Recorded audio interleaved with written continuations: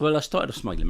On average, the biggest shipments were about £10,000, which is about 5 metric tons. When I was arrested in 2006, the one single shipment they'd arrested us for had a strip of £100 million.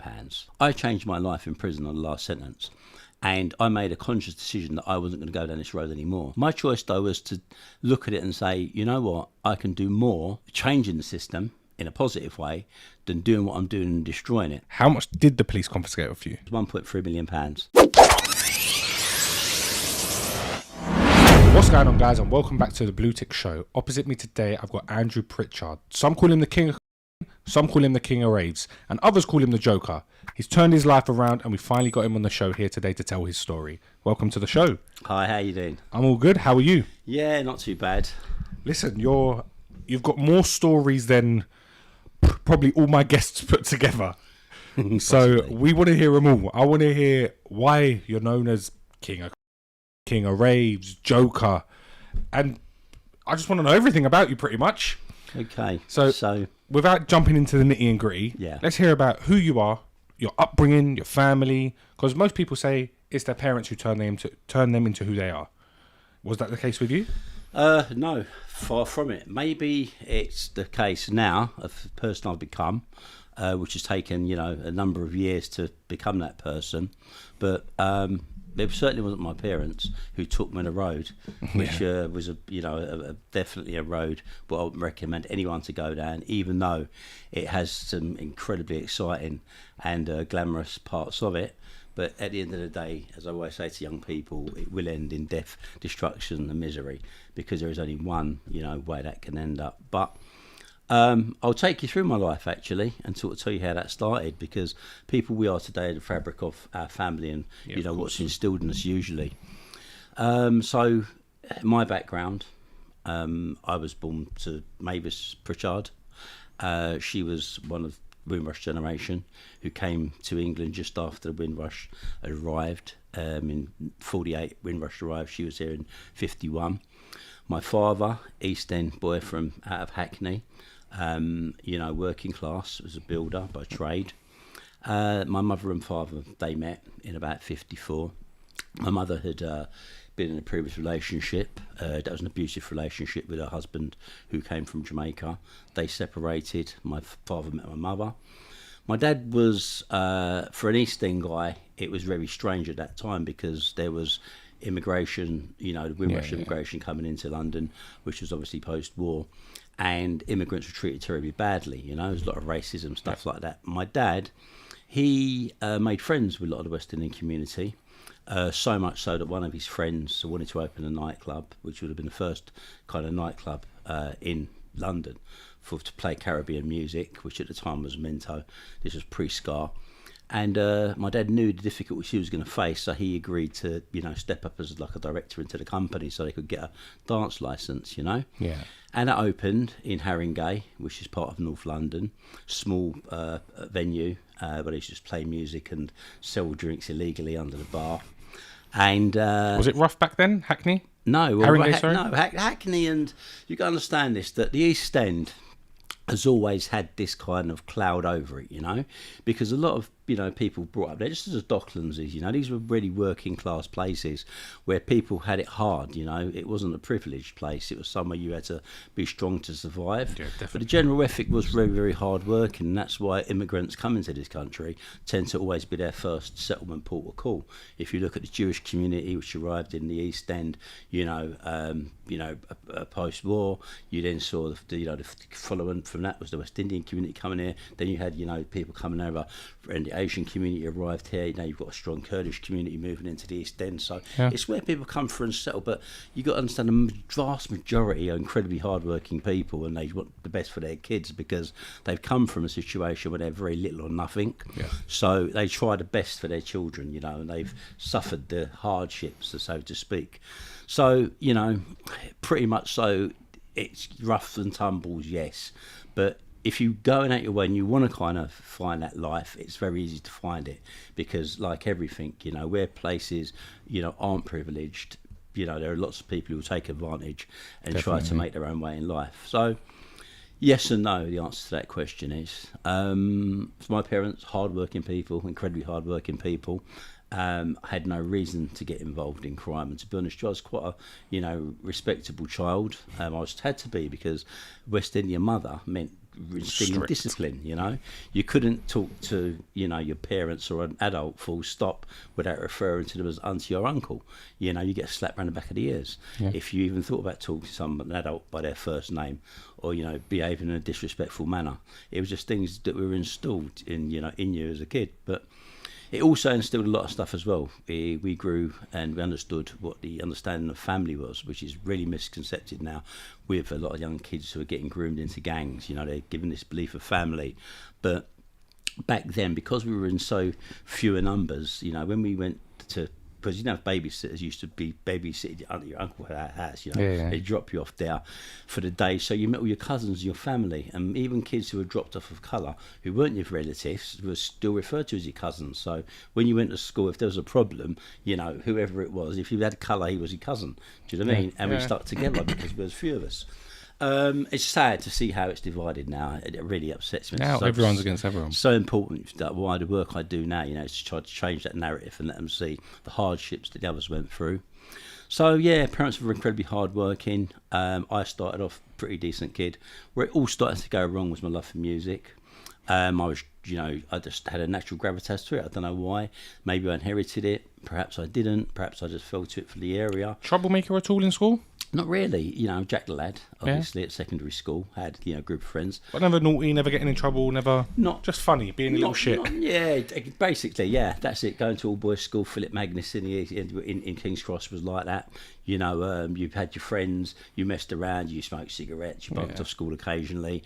Started to go a little bit wayward towards the end of secondary school. I missed the last 2 years. My parents tried to move me away from the area, which was a big mistake, because then I felt to myself, I was away from my friends. So I tried to find a new, something else to do, an identity, and moved further into music, which was rooted sound systems, which was dominantly black Afro-Caribbean culture.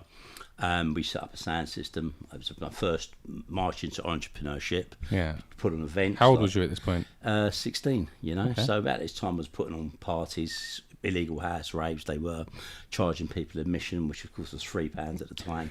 Selling, beer and tenant super and brandy from... How much was a beer back then? Beer back then, I guess, was... So we used to sell a tenants for £1, and we used to pay about 40 pence a tin from the off license, and so these were the kind of markups on profits that we got, and obviously there was this very limited bar selection, because it was basically a shithole, excuse my language. A pass would go in there and basically it would be disused or being squatted in, we'd clean it up. Print flyers and then put on the event, and it would be dominantly reggae music, and we'd kind of gather a crowd, make a little bit of money, and it was a funny journey, because I was speaking to someone the other day about someone kind of sort of grew up with on the concentrated area we come from. It was really funny because a lot of people progressed to the music industry. We had Trevor Nelson, who's the Radio 1 DJ. Trevor lived on the opposite road to us, and then there was Carla Nell, who had Shut Up and Dance, but eventually Shut Up and Dance. They were part of the sound system. And then there was Kevin, DJ Hype, on drum and bass DJs. And I was talking to Kevin about this the other day, and I remember it's like a story from once upon a time in America, and going into the woodyard at night. They stole a big bit of a chipboard. It was about 8x4 sheet. Had to climb it over the top of the yard and then walk it through the flats to get it home. And obviously that was going to get sawn up the next day to make the first set of speaker boxes. But if you'd been caught, them times in the very early 80s with a bloody well piece of chipboard 3 o'clock in the morning, they used to have these terrible police called the SPG who used to patrol the streets, and their amusement basically was finding people of colour to drag off the street and beat the shit out of. Serious? And literally, they used to patrol the clubs. There were popular clubs there like Four Aces, Cubies at the time, Phoebes, and police would regularly, patrol the street. In their joint of amusement was basically to take off the street, beat the shit out of you, and toss you out the road somewhere. And so when people talk about police brutality today, it's in retrospect absolutely nothing compared to what it was. And Stoke Newington Police Station was a notorious police station. Deaths in custody, corruption. Serious? That bad? Oh God, yeah, it was very. Stoke Newington's still a shithole, to be fair. Yeah, It's still a shithole. What's ironic about Stoke Newington is now it's how it's blended, because in terms of, you've got some of the worst estates built around it, and you've got houses at £3 million plus, scattered throughout it, so you've got this mad combination of people moving into the area, and also you've still got the underlying problems that sit there, with kids and gangs and poverty. Yet you've got wealth, which is becoming, it's so dominant in the area now by looking at the shops and the things. So you've got the divide, which, there must be a middle ground. Middle ground is important. So, yeah, back to the story, I guess. So there I was at school, sort of, messing around, moving away from school, left school, kicked out of school rather, with no education, and started off this parties, doing the journeys of parties and stuff. My parents tried to drag me back in.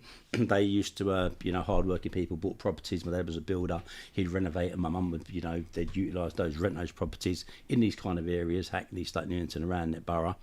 And eventually they decided to buy a shop, an off-licence, and wanted then me to, and my sister to run this off-licence, which they wanted to turn into a chain of off-licences eventually. This would have been their aspiration for me. Of course, I found better fun hanging around, and then I started thinking, well, a bad idea to sell a little bit of drugs, because they were quite available in the area. And in the parties, I'm guessing everyone was taking them? Yeah, it was back then, so it was basically, people, again, West Indian people, Class A drugs was very, very rarely used. It's unheard of almost, because someone putting something up the nose or taking a tablet in our culture is really badly looked down at. It wasn't until 87 that one day some friends came into the shop and said, look, because I had a sound system, we're having this kind of this party, this acid house rave, can you do the sound system for it? And I was like, yeah, no problem. What is it? Where is it? It was in Bethnal Green, a small. So did you build a name up for being like the main guy for sound systems and stuff like that? Yeah, because that's what I'd done. I loved it. It was what I'd done. It was a career to me, because you understood how to operate these things technically. I understood how it worked, and I wasn't a bad music selector at that time. I moved across from reggae into rare groove, and actually then DJ'd on that circuit for a while. When the crossover came to acid house, I wasn't going to become a DJ in that era, but I saw the opportunity as a promoter. Yeah. And once the light bulbs went on, I saw them, the people coming through and what it could be. Away from ecstasy, it became an opportunity that I thought, well, I've been doing this 5 years, kicking off doors, going into illegal buildings. Let's try to go into some warehouses. And Hackney, dominantly Hackney, the East End, was an area that had been brought down by Thatcher, because it was a very working class area, lots of factories, they were all getting closed down, and people were concentrating on the stock market, and it was all about wealth at that time. So we moved in, we started to break into warehouses, put on events. The events became hugely successful. How many people would turn up to one of these events? We mushroomed. We literally blew out. We started for like 300 people, and we were getting 8,000 within the space of 6 weeks. Wow! We blew it out the sky. So you're doing proper events? Oh, not proper even, events. This was we took over. We closed the West End down. And to make a statement like that, it's factual. Move. Today, our first flyer is in the London Modern History Museum. Oh, seriously? Yeah, seriously, exhibited right now. If you go there, it's in the Docklands. You go there, look, Genesis chapter 1. It sits right there. That year, 88, we were voted #1 event in the Melody Maker New Music Express paper, which was the #1 music industry publication, as the best event of that year. So, we were young kids, but we were really taking it down in a massive, massive way. And that was the beginning, really. As I said, the parties became massive. Was you making money? Fortunes at that time, given how long ago it was as well, and as a young person, the revenue we were taking from the admission, even though admission it started at 5, went up to tenors, but obviously the drinks were, you sold soft drinks for £1 a tin. I think a tin of Coke back there was about 20 pence to buy. They were a quid. A bottle of water was about 7 or 8 pence or something like that to buy. They were a quid. Do you know what I mean? And people, obviously, with dehydration or taking ecstasy, they drink and they drink and they drink. So this video is sponsored by Cranbrook Law, an award-winning immigration law firm. Their talented solicitors can help when any struggles arise regarding immigration law. They can help get you the visas they need. They can help get you the staff you need from any other countries, as you can see, the website is on the screen right now. So if you need anything to do with immigration law, message Cranbrook Law and let them help you. Whether you're looking to obtain a sponsor license, receive advice and guidance in relation to compliance and our civil penalties, or take advantage of our know-how and experience across a broad range of business visas, our talented and dynamic immigration lawyers are available to speak to you. Telephone numbers on the screen, emails on the screen, and hit the link in the bio if you need any help. And did police never get on your case for that? Because obviously they were illegal parties. We were incredibly cunning. You can understand this was pre anything they'd seen before, because traditionally what used to happen was when people put a party on and the police arrived, everyone would run and close down and hide. But we kind of done something different. I met a guy called Tony Cosenhater who went on to do the Sunrise parties, but he was this upper class privileged kind of kid who was well spoken. His father was, I think, was a lawyer, so he understood it a little bit differently. And some people now we've started to come in contact with were actually not running away from the police, but actually embracing the police in a very cunning way, by, even though they're completely illegal, by creating bogus leases and telling the police to do music business parties, and the police were oblivious to this stuff. So my partner in the parties I brought into it, Wayne, he was pretty good at pulling the wool over the police's eyes. So it's to stick him out front, well dressed, and you'd have a clipboard there, and we'd have all these names of all these pop stars, Elton John, George Michael, all across, just for face value. And when the police would arrive, what we'd traditionally do was say to them, I said, close what down? This is a music industry party. This was Channel 4. And they'd be like, what? So they'd have all this bogus Channel 4 letterheads, and also these. Because we used to go into the estate agents in a day, ask to look at some properties, the sheets and stuff, and then go back, cut the letterhead off the top of it, stick that on a piece of paper, type out this letter to say we've leased the property, photocopy that and have that as a bona fide lease. They would do the Channel 4 or whatever, sort of logo again, do this guest list for this music video, supposed music video. When the police has arrived, they get starstruck because they're seeing all these, artists on there. We've had situations where the police have literally parked cars, and I'm not bullshitting you, and asked for autographs. We had them like that. It was like insane. It was just a comical. It was absolutely comical, and we were young. There wasn't really serious consequences at that time to it, and we just went ahead and done it. And it created a movement which I can only describe as, it was the biggest thing since punk rock, and probably years to come will be the biggest youth movement of culture and fashion ever to happen in this country. So it's something, as I said, it started, I think, as something really, really good, and it put black and white together, all colours, all nations. People I know, Asian film producer I know right now, he said to me, if I hadn't have gone to your parties, I wouldn't be a film producer now. He's a very accredited film producer, and he said, I went to university to do civil engineering. It's my parents from Bangladesh that put me in to do this, and I went to and I met people who were in the film industry, and they introduced me into the film industry, and I became a director. And there's a million stories like that. So people were going into different avenues of employment they'd never think about, especially into arts, culture, things like this. So we were responsible for a lot of very positive things, but also there was a flip side to that coin. Drugs were becoming commonly used. It was I would say the gateway drug. It crossed over. People who would never ordinarily take drugs took ecstasy, which was a class A drug. Drug dealers, prior to that, were criminals. Drug dealer was a guy who had to be connected. If it was selling puff, he had to be connected. Selling class A, they definitely connected. But ecstasy done something different. It meant group of people going to parties, 10 of them, because you used to go there in herds of people, and they'd say, oh, can you get a good pill? And someone would say, yeah, I can get good pills. And he'd go to someone, suddenly he gets 10 or 20 for his friends. He's getting his drugs for free now. So he starts off like that, and then suddenly, he's going out Monday, Tuesday, Wednesday. He's thinking, shit, I've missed work 3 times. But if he goes and gets himself 100 pills, he can sell them to his friends, make his money that he'd be getting, doing his job as the postman or whatever he'd be doing, cover his bills or cover his mortgage, and then it escalated from there. So that whole generation of what I call social dealer, I guess we were kind of partly responsible for, developing that, I suppose, which of course then changed. Was your team doing any of the dealing in the parties? No, not at all. We were doing parties. I moved into that. I moved into the manufacture and mass distribution of it. I took that upon myself. That was something I'd done, but that was really after the parties had stopped. So how we kind of moved that journey, which was quite interesting, because we were made target number one. Our security firm that we had on board, a lot of them guys were dominantly from the inner city football firm, ICF. And what happened was they brought their own attention, let's say, from the police. Especially the parties were in East London. A lot of these police were familiarised with them and knew them as troublemakers. So that was becoming a bit of a target for us. And then there was word, obviously, that some of the security were moving into other parties, other people's events, and they were persuading them to do their security, to put it in a nice way. And then it was open that maybe we were involved in extortion rackets. And of course, what happens is if you're organising these parties, you're going to be looked at as a target, a person you've got responsible for it. So we had that sort of target on our back, and then we decided when the parties were getting constantly closed down, we opened a ticket outlet, which was called London Dance Tickets, because all the big events were happening still, Sunrise, Biology, all very good friends of ours.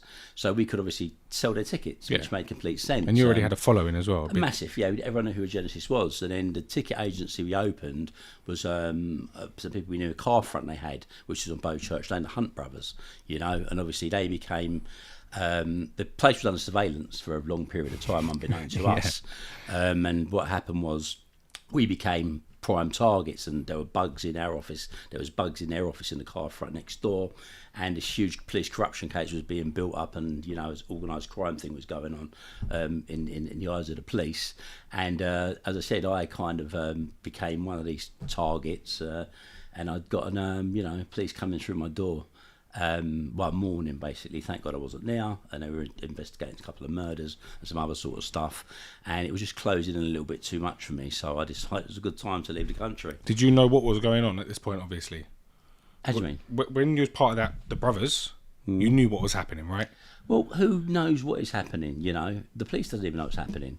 All these things, you've got to understand, when these things that are intelligence-led, and these devices are put into places, anyone can come into your place of business and they can say anything. Doesn't mean you're part of that. Yeah, that's true. But ultimately, you find yourself in a hotbed, and obviously around that whole scene at the time, we were a target already.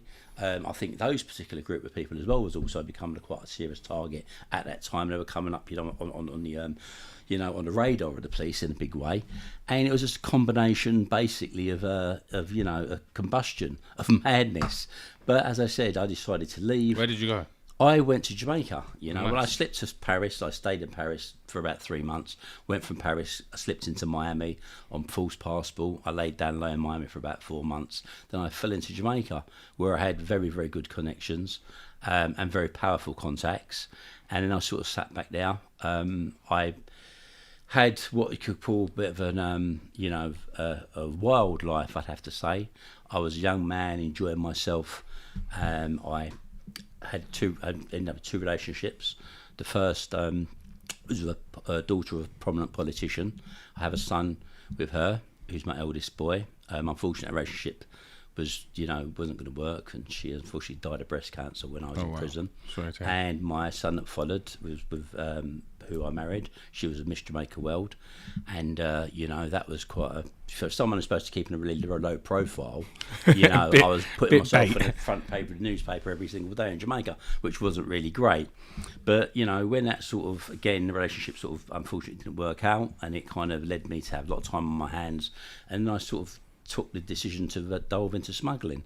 I started off bringing in cars. That was a big thing because I was able to circumvent the duty, which you pay huge duty and taxes of vehicles in Jamaica. I was able to get them from England, and then obviously had people who could obviously calculate the duties and got lower an assessment than what they should be.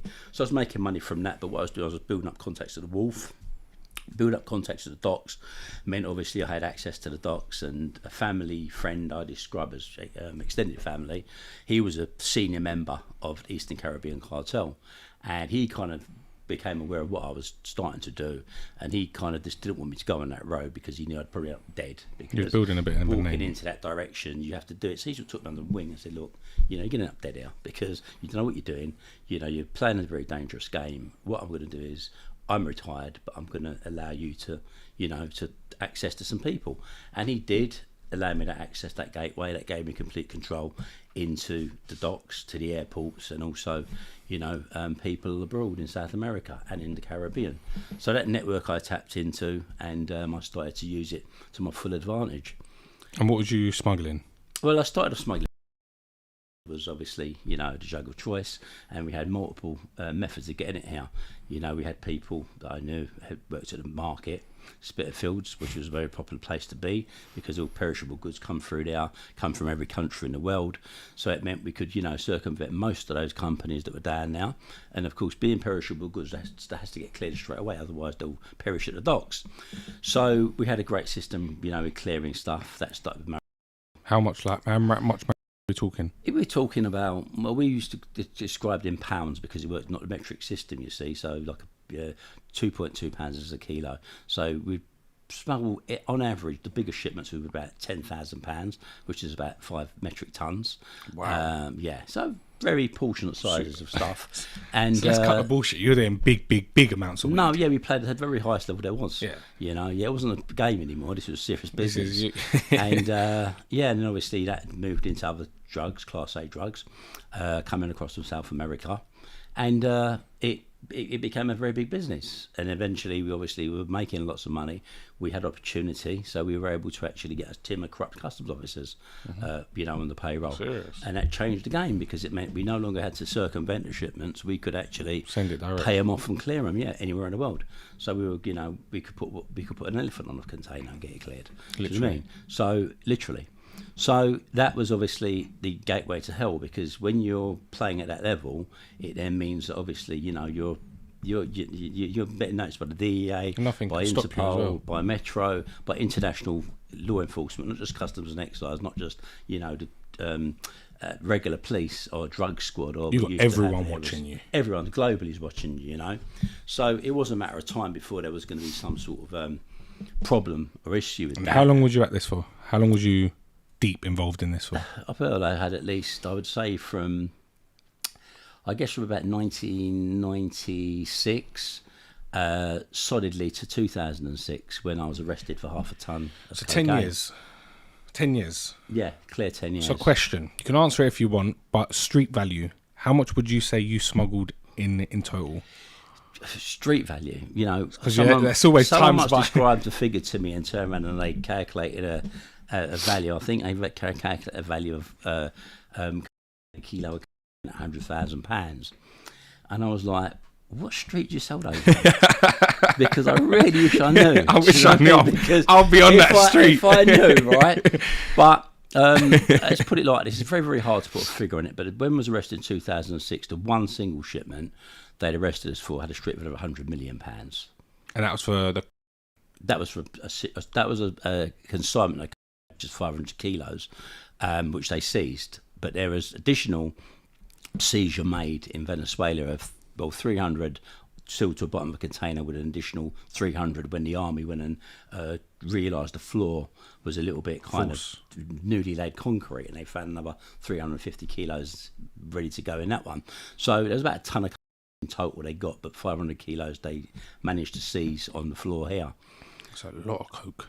Yeah, by any standard, I suppose it was probably, at that time, I suppose allegedly, and I always use the word allegedly because I was never convicted, you see.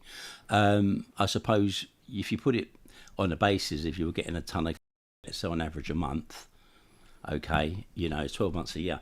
So if you're talking about 12 tons of at that specific time, we were probably responsible for a quarter of all the drugs coming in England. When you actually think of it like that, that's a bit fucked, no? It's bigger than Tesco's. As a business. Bigger than Boots Pharmacists. That's not a joke. That's you're deeply involved in that. That's a big amount of... and it's busy. And that's what it is. It's also, whatever you're going to do, you go large, you go home, right? If you're in it, you've got to be in it. And how many members were part of your team? It weren't just again, you, was it? Again, this is a really, really strange thing because there are no members. So when people create these organised crime groups, what they talk about, there is no such thing as a single organised crime group, because the whole idea of being involved in international smuggling is you work with multiple syndicates. Yeah, true. And, those syndicates change, and cartels as well. When people talk about cartels, it really laugh at the idea of it, because there are prominent so-called cartels, they're just regions of people. Yeah. And regions of people aren't necessarily gangsters. A lot of them are business people who happen to have access to money through legitimate business, who want to make some more money, who will put some money into a into a shipment. There are people who have very good gateways in terms of some of the companies they own, and they decide to obviously allow their companies to be used, for access. Yeah. These will all be people who are members of a cartel, if you believe what the intelligence and the police say. But these are just people at the end of the day who are actually doing another business. The business happens to be illegal opposed to being legal. I was just saying, I can't remember who it says. It says, I'm not a criminal, I'm a businessman, and my business is crime. Bobby Cummins. Is that who it is, yeah? Yeah. And it's true. It's very, very true. But it's also a flip side to it, because it's easily said than done, because if you are looking at crime as a business, you have to be controlled. You have to have discipline. A lot of people do it for the bravado and for the fun, until it goes wrong. Until you're in a massive prison sentence, or someone gets shot, or you get shot, then it's reality. It all comes home. Chickens come to roost. But in all honesty, anything you do, you have to do discipline. Now, what's going on, guys? This video is sponsored by London Steel Services Limited, based in Hertfordshire on the A10. No job too small, no job too big. Anything to do with metal, these are your guys. Make sure you hit up London Steel Services Limited. All their information is on the screen right now. They offer crazy lead times, 24 to 48 hours on builders, beams and small fabrication jobs, flatbed and 45 to 90 foot crane high-ab deliveries. The jobs they get involved with are barn conversions, extensions, loft conversions, new builds. They can survey, design, supply and install steel, or simply just supply. Whatever you need, they're here to help. I changed my life in prison on the last sentence, and I made a conscious decision that I wasn't going to go down this road anymore. How long was your last sentence for? 15 years. Wow. So and big time. My choice though was to look at it and say, you know what, I can do more changing the system in a positive way than doing what I'm doing and destroying it. And it was conscience got me. Conscience got me. My parents were community leaders. They were great people who helped their communities. And I saw what I was doing was destroying them. I remember when I was sentenced, and this is what's really ironic, when I was sentenced, the prosecutor, before putting it forward to the judge, said this man's responsible for hundreds of murders, destroying thousands of lives. And I was laughing at this guy. I think, well, you're an idiot, where's all this? I've got one body on me, do you know what I mean? And when I went in at prison in Belmarsh, and I started to see these young guys coming through every single day, lots of them on joint enterprise, all for murders. And I was thinking to myself, these guys are out there selling drugs. Inevitably, I never thought I got my hands dirty, because I didn't, because people I was wholesaling them to weren't street kids. They weren't guys on the road, but that drugs was coming back down. It was going on the road. And if I was involved in, I would describe it as powdered coke, which was a business party thing, and people in these industries and who had money would spend the money on it. But no, if it was pure coke, it was going to get washed down, it was going to go in the pot, it was going to go on the street, and there were going to be thousands of families suffering. There were going to be kids who couldn't get their milk. There were going to be nappies not being got for kids. There were going to be women prostituting themselves. There were going to be guys going and stealing. There were people who were going to become the dregs of this society as we look at it, okay? And people I would even look, at that time look down at.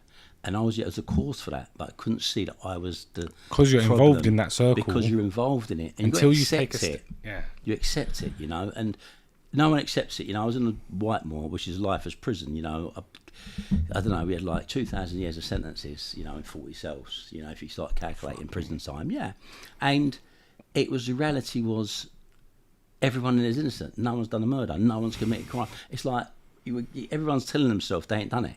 And we all do it as criminals because we go to court and we tailor our defence accordingly to, what the prosecutor disclosure gives us. Then we get so far into our defence, even if we're found guilty, we've convinced ourselves that we're innocent. Yeah, you believe your own lies. And I had to wake myself up one day. I was like, what the fuck am I thinking? Like, of course I'm guilty. Of course I've done all this shit and loads more. Do you know what I mean? So when you accept it, you then start to change. My acceptance, I don't think I'm a silly guy. I think I'm a relatively clever guy.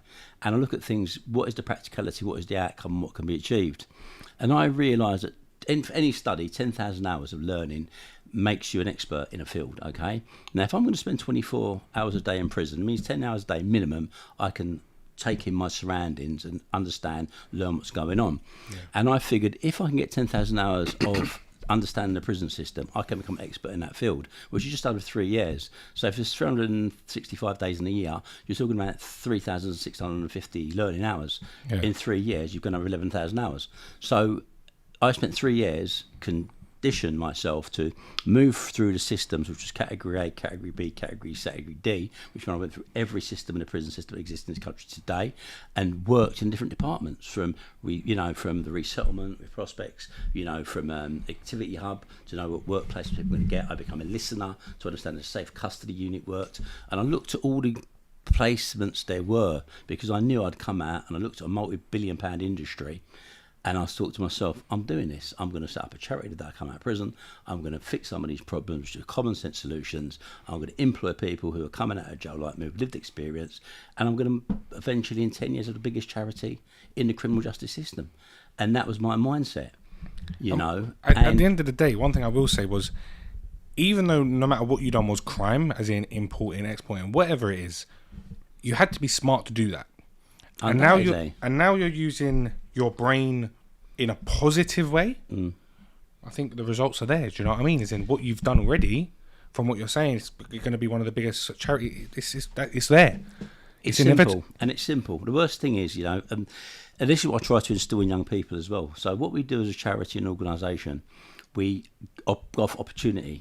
Anyone can go, someone don't do it. It's like, if I'm a young guy and someone tells me stop selling drugs, say, I'm getting $2,000 a week. You can give me that? Yeah, do you know what I mean? True. How you gonna get? So unless you've got a solution to a problem, okay, you can then start to make a difference. Okay, so I do entrepreneur schools basically. Okay, yeah. So I look at kids. They're a drug dealer. You're an entrepreneur. Full stop. You're selling a product which you can't advertise, can't promote. Yeah. It's got to be kept underground. You sell it out. You sell all your stock easily and quickly. So if you could do that with drugs, why can't you find a legitimate product you can do the same with? As long as you understand the basic principles of business, how a business person looks at business, by doing a SWOT analysis, strengths, weaknesses, opportunities, you look at it and think, this is a business. If it's making t-shirts, if it's selling coffee, it doesn't matter. As long as you've got someone there to kind of give you that guiding hand to take you through those initial steps, then you're potentially on your path to being an entrepreneur, a businessman, kickstarting the economy, being a contributing member to society. And you changed it from this evil side of the coin to a positive side of the coin. Not saying it's easy, because it's really bloody hard. But through these eyes, I look at it and I see it as something I know how to do it.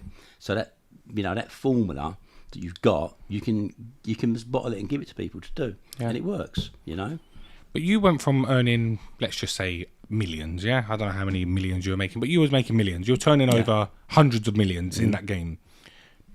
I don't know, but I doubt you're making that now. Oh, definitely not. So how do you program your brain? Because everyone wants the glitz and glam. Yeah. When you're making all that money, you can do what you want. You can make a phone call. I want this, want that, want this, want that. That's a good life in some people's eyes, and that's what all these young boys are chasing. They want it. That is all they want. They want to be able to get the best watches, drive the Lambos. Yeah. How have you now programmed your brain to say, you know what, I don't need that shit? Okay, very easily. Do you know how easy it is? All that shit will inevitably end up two ways. Okay, one way's dead. Okay, because your competition will take you out. You'll get into some sort of madness, not even your own grief, and you could end up dead very easily. Or the most obvious route, okay, which 90% will hit, is prison. When you arrive in prison, you're living on £12 a week. Okay, you could be living on it for 10 years. So if you can condition your mind to live on £12 a week, which all of them can do, £20 max, okay, doesn't matter how many millions you've got on the outside. And believe me, this is for everybody. There's no unconditional. There are 85,000 people in prisons, 120 prisons in England and Wales, okay? And every person, how much money you've got on the outside, you're living on £20 a week. It's mad, isn't it? For as many years as you're given, okay? So if you can do that, you can condition your mind to live on what you got. Yeah, but when you think of it like that, it's a lot easier said than done. No, it's as simply said than done, because it's a fact. If you deal with facts, you cannot challenge facts. True, I hear you. I can't really knock that one, because you know what it is? Us, even me, I'm a young guy. No matter how much money we make, it's not enough. In our head, it's not enough. No. And there was a thing that I saw once and said, it's not how much money you earn, it's how much money you spend. Yeah, but also how much money you save. Of course, 100%. And that leads up to my question with, how much did the police confiscate off you? My confiscation order was quite mild. It was £1.3 million and some properties, Now, in the big scheme of things, had I been found guilty and convicted of my confiscation order would have been upwards of £100 million. So talk to us of that thing, because that was a big case. Yeah. That was not a. That's. I think we haven't touched on that enough. That was a big case at the end of the day. That was.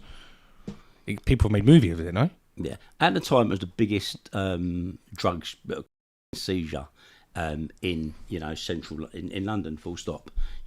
Actually landed, and what was was effectively cleared. It was the biggest shipment.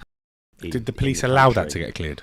No. What happened was, in the strangest, bizarrest twist of fate, was we had a team of corrupt customs officers who were clearing our containers, and one of my co-defendants, he was a very lively character, let's just put it like that, and he basically, he had no reason to be involved in business. His parents were very wealthy, who had a very large company in the market, but he enjoyed the excitement of it. I've convinced myself it was a buzz for him, So he wasn't happy, working with the one facility which we had and which we worked incredibly well. He wanted to punt the services elsewhere. And, he had obviously offered the services somewhere else, which wasn't customs, which was service of the market. The police were on this particular group of people he was in communication with. Effectively, they picked up on everyone's phones. And when the shipment was cleared, they picked up a conversation that the stuff had landed, even though the particular shipment he was talking about wasn't even on the water yet. But it was confusing them to understand, why has it landed when it hasn't even left Panama? And they went in their undevised wisdom to the market, to the wharf that night. They turned up at Tilbury Docks and they randomly started to search containers. They couldn't find anything, which, to their amusement, they was like, where is it? Because they're talking about it being cleared. And then they decided to look at the cleared containers. And they went to one of the clear containers going to the market, and literally half a ton of fell out at the back of the container onto them all. And it was like, well, how on earth could this have been cleared? So there was the problem, because was this not the thing that was in the coconuts? It was not. It was not in coconuts. It was the coconuts were simply a cover load. So the container was in bags, square blocks in bags. So where did this coconut thing come from? Because the cover load was coconut. So the coconuts were coming from Guyana, and the actual obviously it was just, you had to put something called a bill of lading. Okay, we didn't worry about the shapes or the densities because we were paying to get them cleared. So what the team was doing was they were putting it through. They were marking it out for X-ray. So when the containers used to leave, they used to just simply give them the container number. They would put it into the system to say that they have interest in it, which stopped the Coast Guard from intervening on board the ship at sea. So when it arrived here, what they then do is they pull it away for X-ray. Of course, it'd be moved from the container ship into an area of X-ray. At that time, the X-ray system was a lorry. The lorry was a long vehicle. It had what we call boom arm over the top of it. One officer would get out, jump, make sure that it was on level ground. Second one would sit into the back of it where there was a computer screen, and the boom arm would then go across from the front of the container to the back of the container, and it would X-ray everything inside of it. Well, of course, back then, all you had to do was say there's nothing in there. You didn't have to take a photograph of it, just say it's done, cleared, boom. Give us a stamp, say it's gone through X-ray, take it to a cleared side of the wharf. You send up transport company, they take it, bring it to where you're taking it to, unload it, you're gone. And that was the system. It was so easy to circumvent, that's how it was done. So we had control over that facility, and that was how we was getting our containers through. But as I said, a different team from an elite unit who'd been looking, obviously, at my co-defendant, they went down there, found this and realised there was nowhere on earth that they could have cleared that. Actually cleared that. But it was a question of arresting a load of customs officers at the wharf, okay, and by doing that, there was a great chance of us going free, but it would also set about thousands of appeals, because all the people who had, claimed that they'd been set up by the customs and it wasn't their drugs coming through the docks would all have an instant appeal. And then if they had given an appeal, it put great stress on the criminal justice system in terms of paying for all these cases. But more importantly, imagine the hundreds of millions, if not billions of pounds in confiscation orders that they've confiscated, all that would be repayable with interest. It would be enough to take the whole criminal justice system down overnight. So, an undivided wisdom, they made their decision to collude together and, sort of put the train in one direction, which was going to be all clubbed together. So they made this great discovery of all these drugs, and they've arrested these 7 evil men. And that was how they went to trial. And of course, we were fucked. We were in shit creek without a paddle. And as you know, you can never underestimate someone's greed. You know, the people then, this elite team that were now heading the investigation, they were getting access to public interest immunity documents, which was surveillance and intel logs they'd had from all different agencies all around the world over a period of 3.5 years. And they were looking at documents, and one document I believe turned them was, in one of them stated that one of my co-defendants had £9 million in euros and US dollars hidden in the boot of his car in East London somewhere. And, you know, for a guy who's getting, I don't know, 30,000 a year, doing terrible shifts of overtime, you know, watching guys like me going in and out with, you know, restaurants and having lovely cars and nice houses, or he's sitting with a long lens camera, drinking cold coffee and eating cold sandwiches, isn't nice. No. So, you know, they thought to themselves, the other lot's obviously deeply involved for it to clear, and that was it. An approach was made. They went £250,000, and I obliged. Effectively, you know, they went in, stole all the documents, which are PII documents. Ironically, you know, I'm ashamed to say it, but at the time it was hilariously funny. I got someone to create a rubber stamp for me, which was one of them things you used to get done. Yeah. Used to have, I think it was Rule 39 or 59. It was solicitor's rule anyway. They couldn't open legal papers. So what I was doing was getting the documents basically sent in to me in A4 envelopes with this rubber stamp on. So the screws in a prison were actually delivering me these intelligence documents to my cell by hand.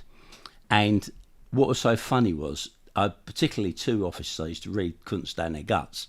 Every time they were taking these papers down, they used to volunteer to take them to me because they thought there was more disclosure coming and it was more pressure on me. And when I used to get them, I used to look at, oh no, man, can't believe it, not more disclosure.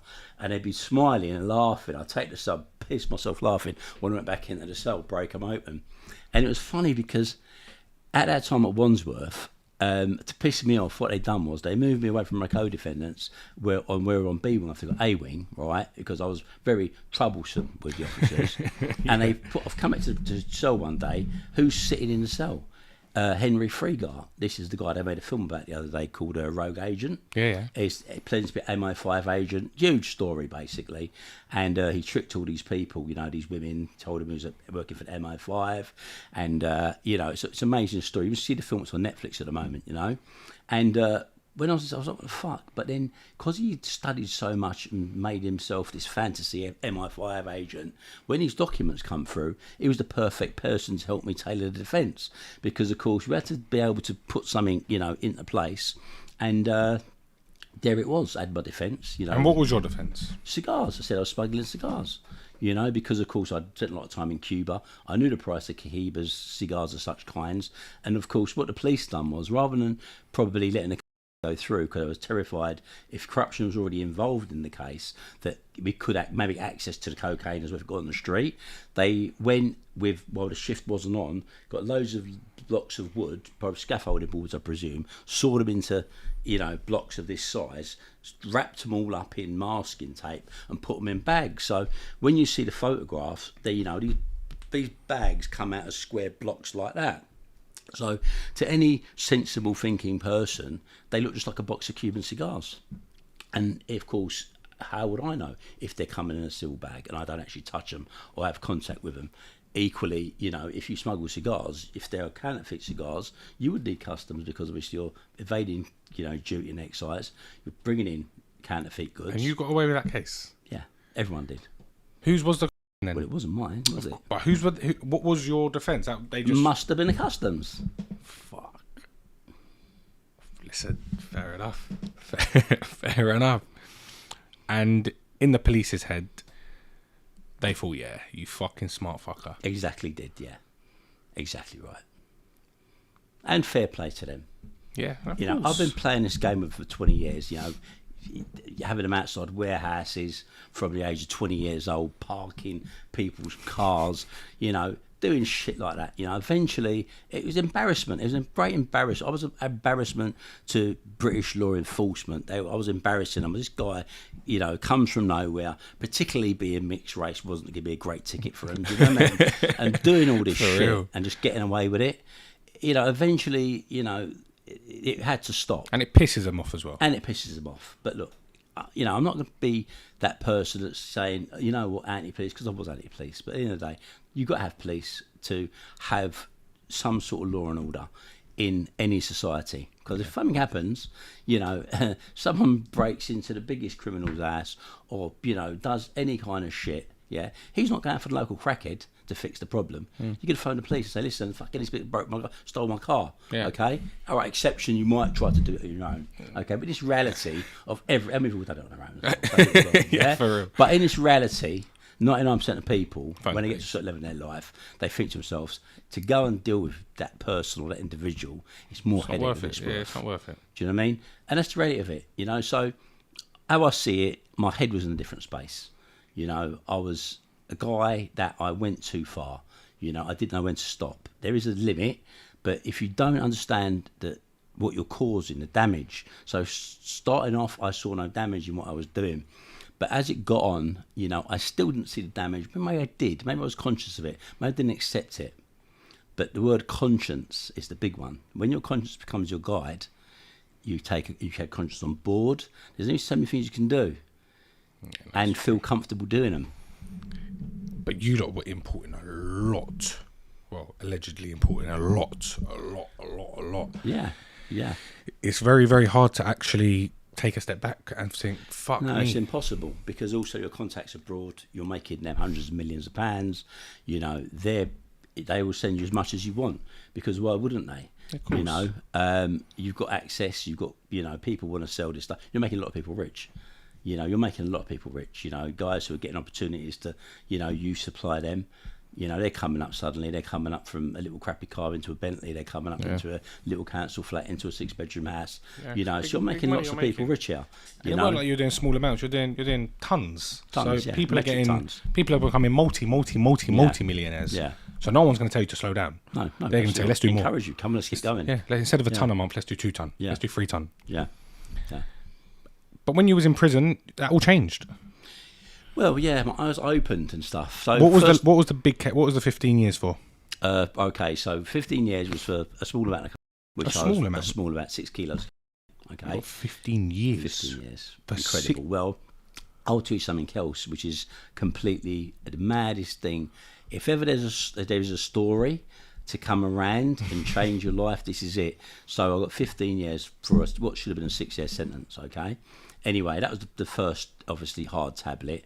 And that was obviously for vertical justice as well, because this time now it had come around, obviously, that I'd, you know, been involved in corruption and the papers and stuff like that. But I nearly got away as well. I got hung during the first trial, and then to show how they arrested my solicitor.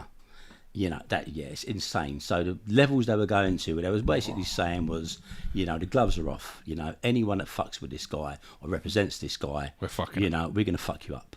And that was a signal that was sent, which was really, really clear, you know. And, you know, I hit a brick wall with that one. But, you know, luckily, I kind of... They would have kept coming as well, the relative. If I kept going, they would have kept coming. But I thought to myself, I'm going to do something here you're not going to fucking expect. And the problems in the prisons were massive with kids coming in from postcode gang issues. And the nature of postcode gangs are, there's an enemy on every corner. Yeah. And what everyone fails to tell these young people is when you go around and you create that kind of drama, number one, it's a terrible business model because it's a question of you can't do business with people you should be doing business with. If you're a drug dealer, that's your principle. Yep. Be able to move freely and do business with other people. So that's basically bad business model, number one. Number two, killing someone is a life sentence and it's a wreck as well. Okay, so think of that one. Killing people is bad for business. That's bad, number two. And of course, number three is the enemies you never created. When you used to go to prison in the 50s, 60s and 70s and whenever, you know, prison was armed robbers. There was whoever there was, even drug smugglers. But you all knew each other and you were all friends and it was all fun. Yeah. You land in prison today, Fucked. you've got a fucking enemy in every corner. And don't tell me you've killed someone's cousin or relative or closest friend. They're letting that slide because they're not. Okay, and it's going to escalate. And, you know, when you're in dispersal systems, the nicest tool you can go and get is a tin of tuna, get your nail clipper, take that, create a jagged edge blade, and you can slice something up nicely with one of those, you know, and believe me, they're getting sliced every single day. And that's a mild treatment. So if you're going to live like that and you're going to put yourself in that environment, just think about what you're doing before you do it. Now, I picked it up straight away. These kids, you know, they don't want to really kill anyone. but they have to do it because they feel that it's imposed upon them. Because they ain't getting the story of what the other side's like, what jail's like. Then they're going for a scenario of they definitely don't want to get killed or hurt, right? They don't want to do that. So that's another thing they don't make clear.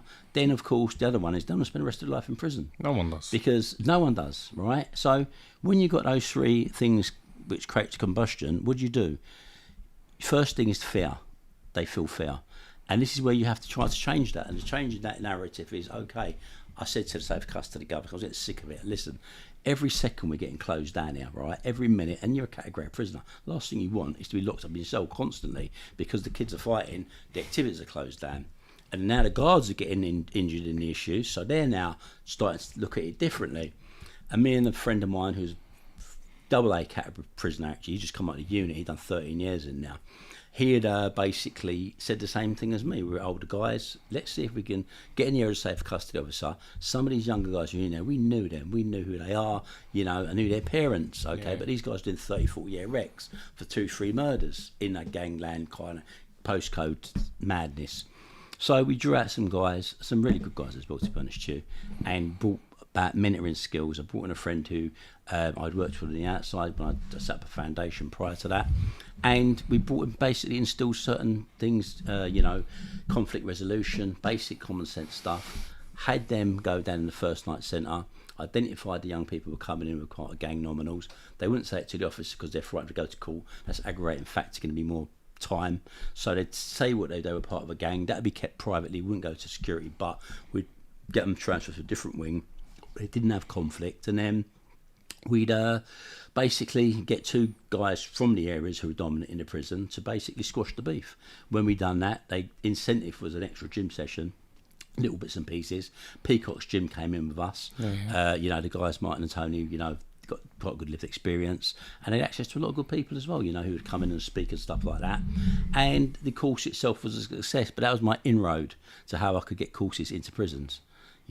And it had good results. And today I deliver courses. We're just developing one at the moment for a new prison. We've won contract for HMP Fosse Way with Serco, which opens in Leicester.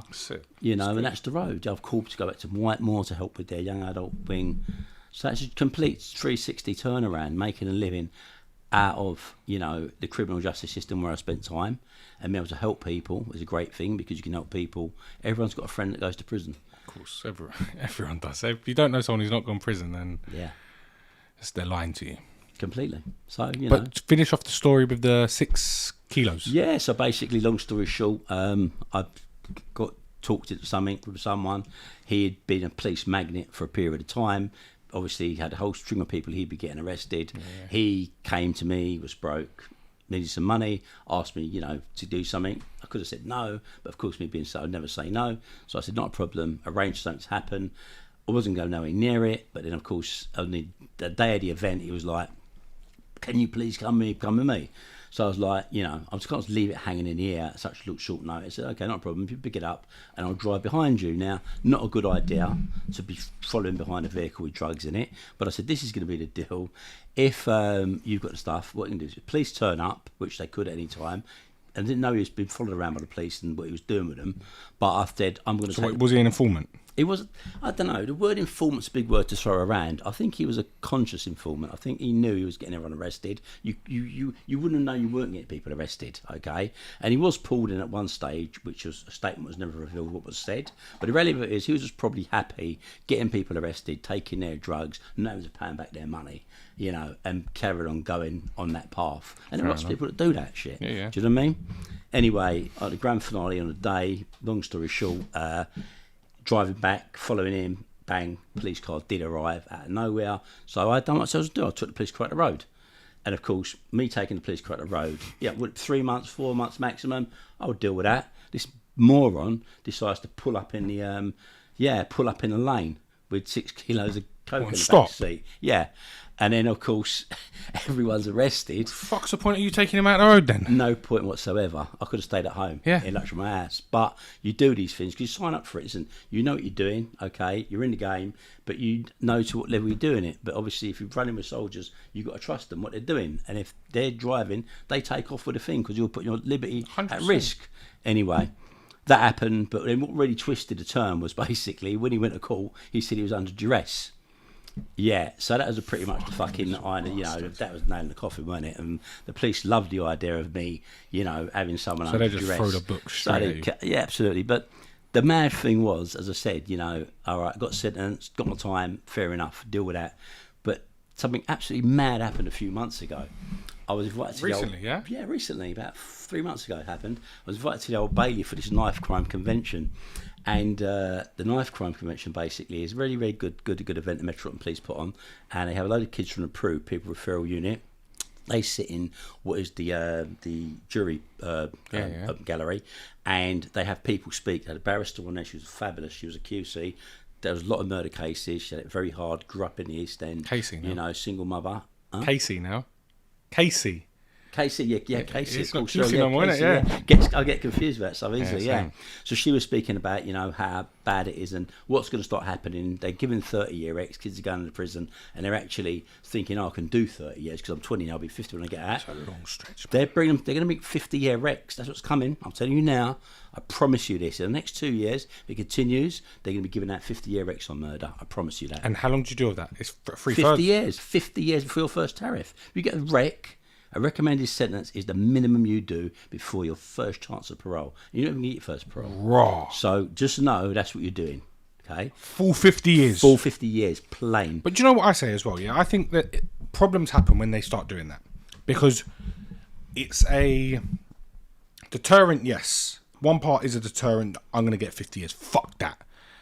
But when you've been given 50 years, if I got 50 years, yeah? God forbid I get it, but I got 50 years. I'm going to terrorise that prison. I'm not coming out. Well, fuck it. And the worst thing about that, what happens? When you go to prison, everyone with a big sentence has the same idea. And what they realise is, when you got, it's not one person. Everyone's doing it. Everyone's doing it. And then what it means is it sets off an atmosphere in a prison, which is, it's an environment, okay, which is hell. And that's what it is. And you've that's got what to happens. watch over your shoulder 24/7. 24/7. And you're right, the biggest sentences aren't really achieving anything. What needs to be changed is to restrict that. Kids have to be given intervention. You've got to get in early to let them see. But what needs to be told are stories. These guys who are doing, listen, up in dispersal, and I mean the biggest gang members, okay, the biggest names that have been in conflict in Birmingham, Manchester, all these gangs what kids are still part of and still killing each other on a daily basis, of all the guys who were sentenced 20, 15, 25 years ago for shootings, are all sitting together having food boats, okay, where you boil your food together, you cook together, you eat together. Yeah. And kids today are killing each other over them same beefs. Yeah, and they're sitting chilling together. So what needs to be done is you need to have those guys speak out, allow them to speak out, allow them to actually let them change 5, 6 years, 10 years of the sentence, and let them mentor some of these kids from distance learning, okay, to let them know it's all a fucking lie. You sold this dream. It's the music as well. Fell for it. Music nowadays, everything is all about being in a gang. If you're not in a gang, you're not making money. And I spoke to someone the other day, and he said something to me. He goes, Mikey, money on the streets isn't the same like it was. He goes, money on the streets back in the day, there was money. There was money. He goes, now the place to find money is online. Yeah. He goes, the same way people were making money on the streets, it's all online now. Look, you know what? It is. There's lots of money online, everyone, but not everyone can be an entrepreneur. Not everyone can do a business. There's just as much money on someone going to get themselves a trade. If you've got a young person, 17 years old, sets out to become a plumber, I'll tell you this now. My friend, I've never shouted him out. My best mate, Nick, Yeah. He's a plumber. Started off as a plumber at 18 years old. He's now got 6 vans. Yeah. He's 25 now. Yeah. Got 6 vans working for him. 3 cars out. He's got about 10 car fleet. Yeah. At 24 years old, he's a millionaire. Of course he is, all day long. And practically, what he's done is he's sacrificed maybe 6 years maximum of doing the training, internships, the low-paid jobs, and he's built it. Because the reality of it is, this is the average stance of a guy on the road. You know what success is? Go on, tell me. A car that's quite nice, a nice watch, a pretty girlfriend. That's what they think it is, yeah. That's the mentality. That's it. No houses, no businesses. No. That's the mentality. They want a sexy woman, nice watch, nice car. And get into five keys, get into 5 bricks. Yeah, that's a success. They've hit the jackpot. Now, let me tell you the jackpot comes with that, yeah? You get dad with his 5 keys, you probably get 7 or 10, okay, right? Then you get a confiscation order, so the car's gone, the watch is gone. The girlfriend ain't going to last more than 2 years, okay, right, if you're lucky, because usually it's the pill they sell with, all, going to get an appeal for this one. Yeah. Now, these kids just don't only get the drugs charge, they get a murder charge with that, because they ain't doing business like that. They're doing business, they're robbing each other, they're, doing all kind of shit, and to even get to that stage, they've got bodies under them, right? And the sentence ain't a 7, do half. The sentence is a 25, wreck, do that. Yeah, and I see it in the visit room, and I see the kids coming in. It breaks my heart. They're coming in, the kids start off little, and then, see the kid get from, maybe 1 year old, get them to 4 years old. Then suddenly the visits ain't coming no more. Few and far between, because she ain't got the money to be travelling up to, up and down the country where they're going to send you to. They're going to go to whatever prisons they feel like doing it. And then you see everyone's eating, they've got these food boats, everyone's eating well. And then say they ain't got no money because no one's sending them no money. Then they become hostile on each other because now they want to rob each other in prison. Do you know what I mean?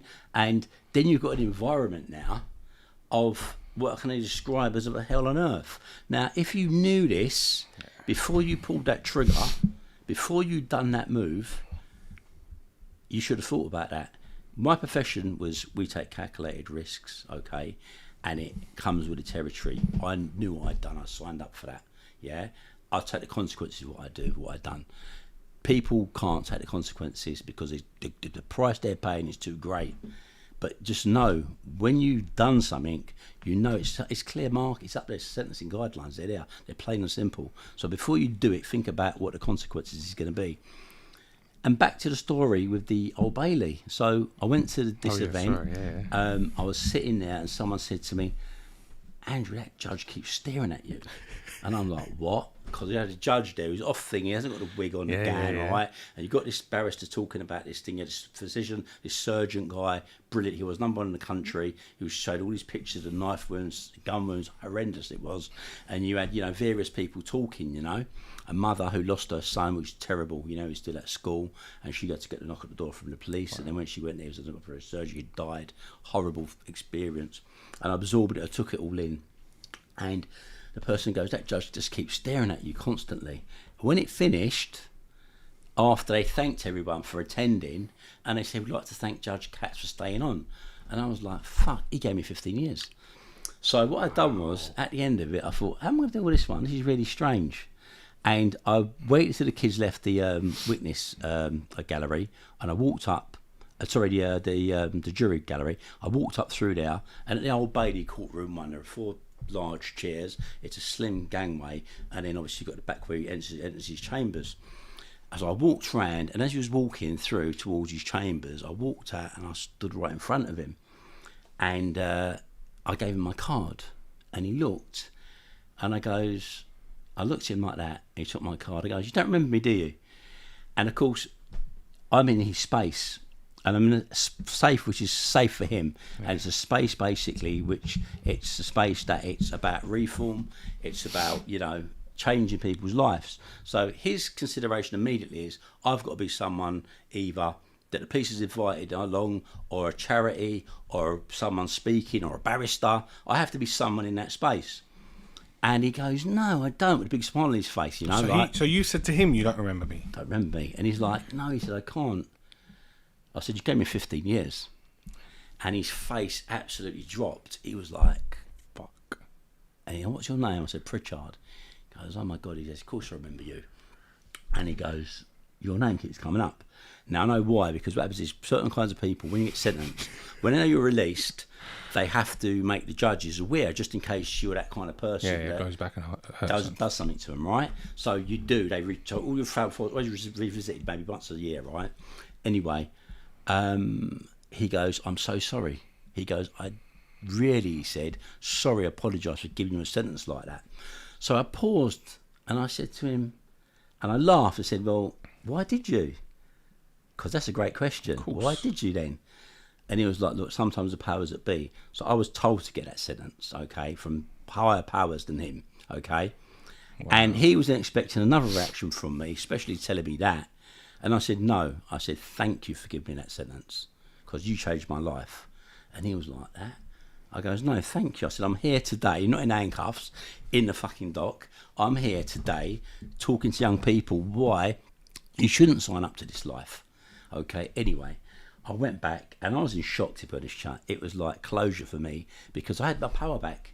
You know, this judge was so big and powerful, on that bench with his wig and thing. And there I stood, I towered over this guy. He was a little skinny little guy in his suit and his bald head. And I looked quite frightened. He looked frightened, And it was like, wow, that's a moment of power. And I went back and I went onto the LinkedIn. I told the story. I said, today's really a moment of closure for me. And another judge came on there, made a comment, who I'd written an article for his magazine called Fighting Knife Crime not so long ago, and he said, this is amazing stuff, Andrew, I can't believe this is a great accomplishment. As a judge, I would like to have maybe met someone that I'd sentenced in that environment. Do you know what I mean? And another judge came on, a woman judge. She said, this is quite a remarkable thing. Then the other judge came back and said, how would you like to speak at the Judges' Convention in Warwickshire? That's criminal.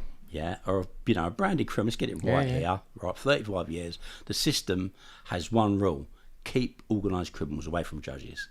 If that happens, you've invited a fox into the chicken coop. Okay, it's all over. And I thought, they've invited me in, so the powers that be know I've changed. Of course. And I do what I do, and I'm proud of doing it. That I can tell was your closure that day. Because then, and as well, like, fuck me, 15 years for 6 keys.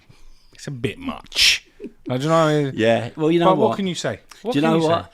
How I look at it like this, I'm lucky to be alive. Because when you become such an irritation on such levels, it's very easy for you to end up in a scenario, mistaken identity, and he was in so-and-so company, and it was an armed raid, and by accident, the gun went off. And it happens, Don't kid yourself. It's Britain. It does happen a lot. Do you know what I mean? I always say to everyone, I've had a lot of people come on and say, well, but the police can't do that. I want to say one thing, and you'll be the one that agrees with me. Whatever they want to do, they will do it. Whatever they want to do. If they want to wipe you out, if they want to... Whatever they want to do, if they've been given the green light, they'll do it. Let me tell you here on this podcast, and sit here, I'm a guy that's given police hundreds of thousands of pounds cash money to destroy cases, to steal evidence, to do shit. You can pay people to do anything. The only thing is, they got a badge, they're licensed to kill. Yeah. Okay, that's what I'll say. Well, on that note, it's a pleasure having you on the show. Thank you. I look forward to seeing you again and hopefully getting you on for part 2, because I know there's plenty more to your story. Yeah, but I will say apfoundation.org.uk is our site, basically, with the foundation. We do lots of positive stuff. We're running courses through Ingeus and Maximus. So anyone on the Restart scheme was unemployed or leaving prison and probation, if you want to work in construction, we'll guarantee you can move forward to get a CSC card with us. We'll guarantee you a job interview to work with one of the big companies like Skansia, Bayer Group. We can get you employment, and that's not lip service here. That's actually real. Across the borders of peer mentoring, we run peer mentoring courses that basically get you a career in peer mentoring. If you're coming out of prison and you've done the courses and you want to get further involved and give something back, you're right there with us. If you want to get involved in media, stuff like what you're doing right now, we do that, entrepreneur courses, and it's all free. Guys, you heard it from his mouth himself. And it's all free. And I'm sure he's a man of his word. Yeah. All his links are in the bio now. Just scroll down, click it, get in touch, and let's see what we can work together. Look forward to seeing you again. I'll see you on the next episode.